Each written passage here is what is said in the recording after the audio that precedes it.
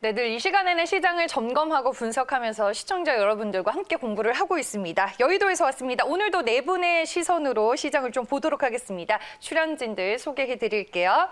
네, 오늘 네 분과 이제 함께 할 거고요. 김민수 대표, 염승환 차장, 그리고 김영재 부장 나와 계십니다. 화상 전화 연결은 제주도로 가보겠습니다. 오승주 차장과 연결이 되어 있습니다. 네 분 안녕하세요. 네, 배당락이라는 시장이 약하다는 이제 통념을 전일 좀 무색하게 만든 시장이었습니다. 오늘은 이제 우리가 공부할 시장의 이슈가 뭘지 먼저 확인부터 해보겠습니다. 오늘의 이슈 주시죠. 네, 여의도에서 왔습니다. 제약 바이오주 얘기가 빠질 수 없을 것 같은데 JP모건 헬스케어 관련주 지금 당장 사가 오늘의 이슈입니다. 제약 바이오주 얘기인데 어떤 분이 픽한 이슈일까요? 확인을 해볼게요. 네, 김영재 부장입니다. 부장님, 매년 1월 이 연초에 열리는 JP모건 헬스케어 컨퍼런스가 좀 시장에서는 빅 이벤트로 꼽히나요?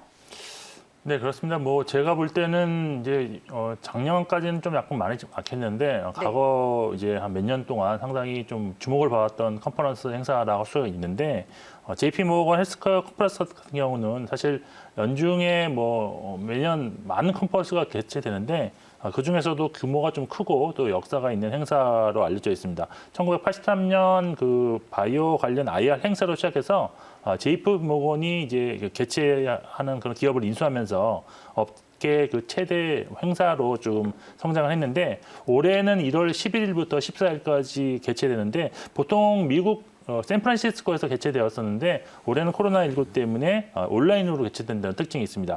그리고 초대받은 기업만 좀 참여 가능하기 때문에 약간 폐쇄적이라 할 수 있는데 이 행사를 계기로 기술 이전과 투자가 이루어지는 그런 관행이 있습니다.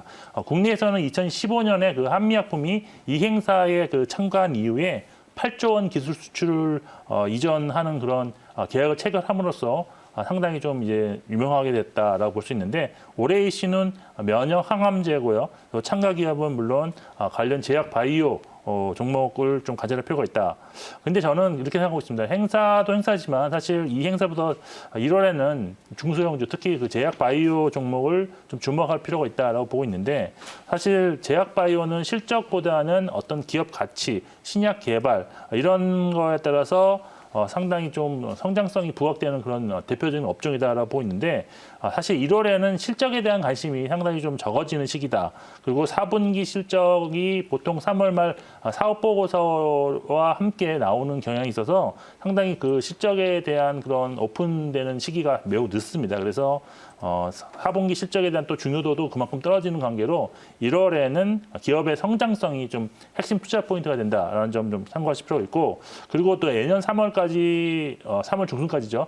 공매도 금지가 이제 또 예정되어 있기 때문에 수급 교란 요인이 예년에보다 상당히 없습니다. 그래서 1월 효과가 좀 극대화될 수 있는 시기가 내년이다라는 점 좀 참고하실 필요가 있고 결국 이런 시점에서 보면 접근 가능한 바이오 종목을 좀 추려본다면 그나마 이제 행사가 예정되어 있는 JP모건 헬스케어 관련주 그리고 최근 상당히 좀 부각되고 있는 코로나19 관련 백신 관련해서 위탁 생산이라든지 유통하는 그런 기업에 좀 주목하실 필요가 있다라고 판단하고 있습니다. 네, 알겠습니다. 그럼 저희가 이번에 JP모건 헬스케어 컨퍼런스에 이제 참여를 하게 되는 기업을 총 정리를 해봤는데 표를 통해서 만나보도록 하겠습니다. 먼저 이머징 트랙에 선정이 된 기업부터 확인을 해보겠습니다. 네, 한미약품과 HK이노엔, 제넥신, 휴즐 그리고 LG화학이 있습니다. 삼성바이오로직스는 메인 트랙이고요. 셀트리온이 이제 불참을 합니다. JP모건이랑은 참 안 맞는 것 같다라는 생각이 또 개인적으로 들고 소규모 미팅그룹 참여 기업도 저희가 정리를 해봤습니다. 매드팩토, 셀리버리, 엔지캠 생명과학, 지노맨 컴퍼니 등등이 지금 시장에서 알려지고 있고요. 오스코텍도 좀 눈에 띄고 있습니다.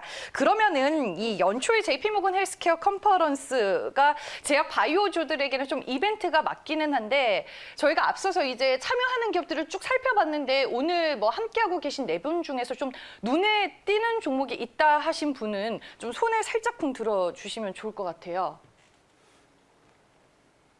네, 염승환 차장님 계셨네요. 어떤 종목일지도 상당히 궁금해지는데 그러면은 김영재 부장님께서는 이벤트는 맞지만 그 안에서도 종목을 우리가 잘 골라내기는 어렵다라는 이런 의견이신 건가요? 다 알려져 있는 네. 종목들이 많기 때문에 사실 어느 종목을 픽해야 될지 상당히 고민스럽다라고 좀 말씀드리고 싶은데 네. 그래도 대중적으로 좀 뭐랄까요? 좀 알려진 종목에 대해서 좀 이렇게 좀 기술적 분석으로 또 접근을 하시면서 수급도 체크하신다면 상당히 괜찮다. 그래서 저는 종목 얘기는 그러면 추후에 네. 부장님 또 저희가 들어보도록 하겠고 오늘 이제 나머지 분들 어떤 의견을 주셨는지 좀 자세히 확인을 하고 얘기를 더 나눠보겠습니다. 네, JP모건 헬스케어 관련주 저희가 오늘 여의도에서 왔습니다. 확인을 해보고 있는데요. 다른 분들 의견 바로 보도록 할게요. 네, 김민수 대표님 패스해도 괜찮아라고 의견을 주셨고요. 염승환 차장님은 이벤트보다는 이제 기업에 주목을 하자라고 의견을 주셨습니다. 오승주 차장은 바이오주의 모멘텀을 더하다. 좀 좋은 얘기인 것 같기는 한데 좀 한 분 한 분 의견을 좀 들어봐야 될 것 같아요. 먼저 김민수 대표, 패스해도 괜찮다라는 말은 뭐 단기적인 이벤트에 불과하다 뭐 이런 의견이신가요? 어제 네. 저 대한민국 바이오 컨퍼런스인가요? 네. 저희 매경 경쟁사에서 네, 주최한 맞아요. 그 컨퍼런스 관련돼서 녹화한 거나 뭐 이런 흐름 보다가 제가 정확하게 딱 12분 만에 잠들었습니다.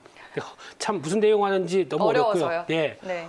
관련돼서 한 뭐 2시간 넘게 뭐 이렇게 쭉 진행되는 것 같은데 그 뒤로 별로 보고 싶은 의욕이 안 생기더라고요. 네. 그만큼 잘 모르겠고 용어도 너무 어렵고 다들 자기 회사들 좋다고 얘기하는데 거기서 제가 뭐라고 얘기를 하겠습니까?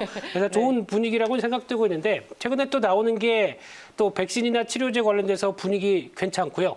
그러다가 또 어떤 연리 행사, 뭐 JP모건 헬스케어 연리 행사가 이어지고 또 어제 보니까 중소형주 이제 올라갈 타이밍 이러다 보니까 이런 게 맞물려서 움직이다 보니까 또 바이오주가 부각을 받는 시즌인데 하지만 항상 그런 것 같습니다. 이제 바이오주의 성향을 보게 되면 한번 또 대차게 올라가고 또 빠질 때는 대차게 빠지는 이런 성격을 보이다 보니까 나는 거기에 안 맞아. 잘 모르는데 투자하고 싶지 않다라고 하게 되면 굳이 여기서 남들 따라 사니까 나도 사야겠다라는 전략은 별로 안 좋은 것 같고요.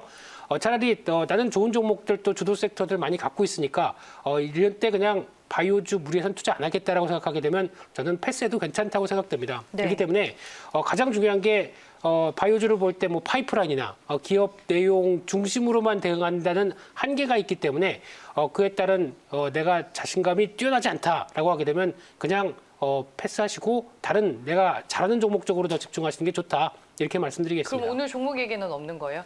있죠. 그래도 있죠. 네, 그래도 알겠습니다. 한두 종목은 말씀드리겠습니다. 알겠습니다. 염승환 차장님께서는 그렇다면 이번 행사를 통해서 이제 기술 수출 성과로 뭐 곧바로 이어지는지 실질적인 성과를 이뤄내는지가 상당히 중요하다라고 보시는 건가요?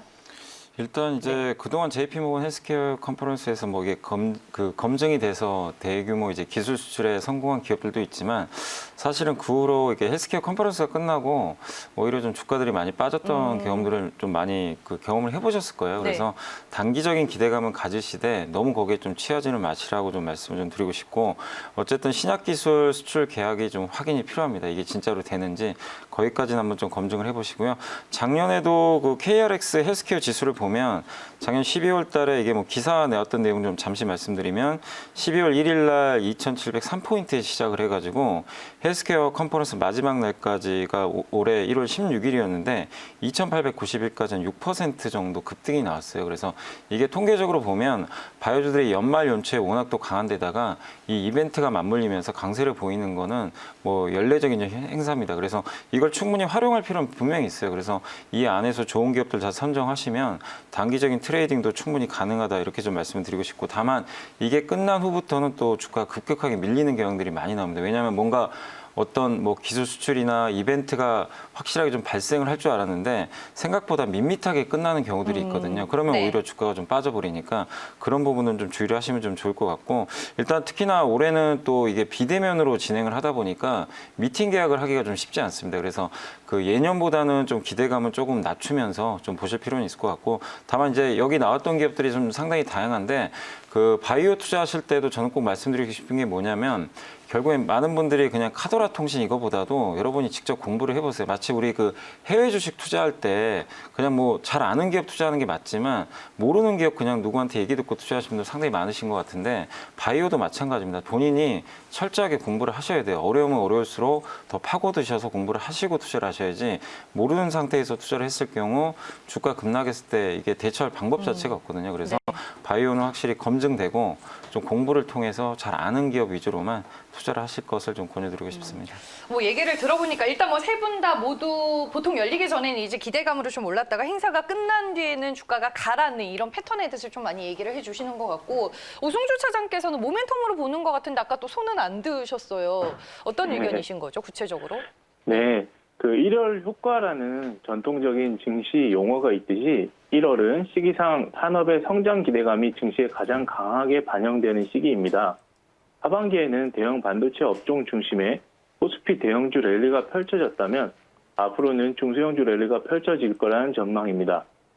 그렇게 보는 이유는 어제부터 현재 시장의 강한 주체인 개인들이 대주주 양도세 이슈로부터 해방되었기 때문입니다. 어제도 개인의 2조 이상의 기록에 남을 순매수는 이를 잘 설명해주고 있고, 그간 눌려 있었던 중소형주들이 커다란 상승은 향후 중소형주의 랠리를 기대케 합니다. 그래서 전일 코스닥 지수는 2002년 이후 신고가를 갱신하여 곧 코스닥 1,000포인트 시대 개막을 예고하고 있습니다. 당연히 그중 바이오 업종은 코스닥 성장주의 큰 형 역할을 하고 있습니다. 코스닥 시총 상위주에 바이오 주식들이 대거 포진되어 있고, 인간의 불로장생 욕구를 자극함에 따라 개인들이 전통적으로 선호하는 업종입니다. 더군다나 1월 중순부터 시작하는 JP모건 바이오 헬스케어 포럼은 바이오 주식에 모멘텀을 더해줍니다. 과거 JP모건 포럼 이후에 바이오 주식들이 연속적인 기술 수출한 전례가 있었습니다. 이번에도 21년의 주인공이 될 바이오 주식을 잘 찾아봐야겠습니다. 그중에 바이오 플랫폼 기술을 보유한 기업, 대형 제약사가 지분을 투자한 바이오 기업 주식에 관심을 둘 필요가 있습니다. 네, 알겠습니다. 이제 좀 종목 얘기로 들어가 보겠습니다. 김영재 부장님은 그러면은 오늘 이제 JP모건 헬스케어 컨퍼런스와 관련해서 우리가 좀 지표로 삼을 만한 종목을 얘기해 주실 거예요? 그러려고 했는데 지금 시간이 별로 많지 않은 것 같아서 네. 오히려 컨퍼런스에 참가하지 않지만 내년에 주가 퍼포먼스가 좋을 가능성이 있는 종목 하나만 소개를 해드리겠습니다. 종목은 브릿지 바이오인데요. 일단 브릿지 바이오 같은 경우는 외부에서 신약을 후보 물질을 좀 도입해서 자기가 자체 개발해서 기술 이전하는 걸 사업 구조를 갖고 있는데, 특히 그 4가지 파이프라인을 바탕으로 해서 경쟁력이 있는 그 후보 물질을 지속적으로 개발하고 있습니다. 그 중에서 지금 현재 그 미국에서 임상 2회 이상 진행 중인 대장염 치료제가 가장 빨리 좀 기술 이전될 것으로 주목받고 있는데, 최근에 보시면 지금 기관 외국인 동시에 관심을 좀 보이고 있고요. 여기에 또 상장한 지 한 1년 정도밖에 되지 않았기 때문에 주가가 뭐 상승한 적도 별로 없고, 그리고 뭐 수급도 깨끗하다는 점이 상당히 좀 매력적이다라고 보셔서 내년에 좀 주목하실 바이오 종목으로 저는 브릿지 바이오를 좀 보실 필요가 있다라고 판단하고 있습니다. 네, 알겠습니다. 이어서 김민수 대표님이요. 네. 네, 종목 얘기하는데 두 종목 정도를 압축하고요. 네. 얘기 많이 나왔던 이제 매드팩토 같은 경우 결과가 나오고 있는 상황이다 보니까 한번 지난번에 오스코텍하고 매드팩토 정도 그냥 기술적으로 눌림목 들어오면 한번 요만큼 샀다가 또 다시 수익 실현하고 하는 관점인데 한 번 더 상승하지 않을까라는 관점이고요. 또 특히 제약바이오 쪽에서 셀바이오텍이라는 회사가 있는데 주가가 상당히 많이 빠졌습니다. 과거에 아메이 쪽에 나가던 매출이 줄다 보니까 이 듀오락이죠. 이쪽에 대해서 매출이 좀 꺾였는데 최근에 보다 보니까 유럽 쪽으로 다시 여러 가지 매출 변화가 나온다라고 하게 되면 좀 반발매가 나오지 않을까. 좀 길게 보시면 그런 시각으로 바라보고 있습니다. 네, 알겠습니다. 두 종목 얘기를 해주셨고, 염 사장님 앞서서 좀 공부를 반드시 해서 우리가 접근을 하자라고 말씀해 주셨어요. 오늘 이 개인 투자자분들이 조금 더 공부를 해보면 좋을 만한 종목 뭐 소개해 주실 거예요, 그러면? 네, 저는 오늘 네. 두 가지인데 사실 뭐 삼성바이오는 다들 아실 거예요. 근데 이제 삼성바이오도 결국 저는 뭐 내년에 그 앞에 공 하나 좀 뒤에 더 붙지 않을까 이렇게 좀 예상하고 있습니다. 어쨌든 글로벌 넘버 원이기 때문에 계속 조정시마다 비중 확대해야 될 것 같고요. 그다음 두 번째 지노맨 컴퍼니라고 아까 거기 보니까 또 고바이오 랩도 있는데 마이크로 바이옴 시장이 앞으로 굉장히 커질 것 같습니다. 그래서 여기에 대해서 여러분도 한번 좀 공부를 해보시고, 이게 미생물이에요. 미생물을 활용한 이제 여러 가지 뭐 치료제를 만드는 건데, 이게 좋은 게 우리 흔히 말하는 이제 면역 항암제라고 있습니다. 이제 3세대 항암제인데, 이 항암제 같은 경우는 이제 우리 이제 면역 균형을 활성화시켜 가지고 암세포를 이제 원천 차단하는 거거든요. 근데 특히 대장암 치료제 같은 경우는 이 면역 반응을 안 해요. 이게 그 0%랍니다. 반응률이. 그래서 이 마이크로바이옴을 이제 투입을 하게 되면은 상당한 이제 면역 반응 효과를 일으킨다는 게 이제 논문에도 나와 있고 또 미국의 이제 한 업체가 그런 걸 또 임상을 통해 가지고 입증을 했습니다. 그래서 지노맥 컴퍼니가 지금 미국에서 임상을 하고 있어요. 그런 요법을 통해서. 그래서 네.